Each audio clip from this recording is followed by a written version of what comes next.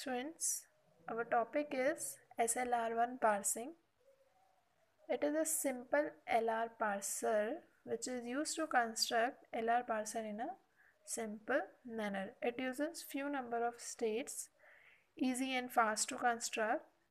The main difference between the LR0 parsing and SLR is that in SLR we place the reduce move only in the follow of the left hand side, not to the entire row, which you can understand easily with this question.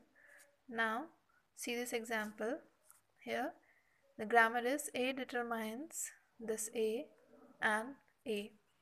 We can firstly make that a augmented grammar, that is A dash determines dot A determines dot A, and A determines small dot A. This is the augmented grammar. I naught, we calculate the closure with putting the dot operators as you have done in LR0 parsing, the canonical collection of LR0 parser. It is same that we can perform go to with A parenthesis and this A. With A we can get I1 state, with parenthesis we can get I2 state, and with A we can get I3 states, and so on. Now we start making the parsing table for SLR1 parser. It is similar to the LR0 parser divided into two part section and go to. These are non-terminals, terminals and non-terminals.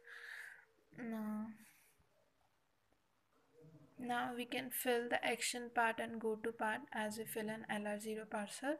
The main difference is that this reference part, that rather of writing R2 and all the rows, we can only put the reference, that is we can give the numberings to A determines dot A1 and A determines dot A2. Rather than writing the R2 on the whole row, we can only put the R2 at the follow of A, that is this follow of A is parenthesis and this dollar sign. That's why we put R2 only in that column. This is the main difference between SLR and the LR0 parsing table.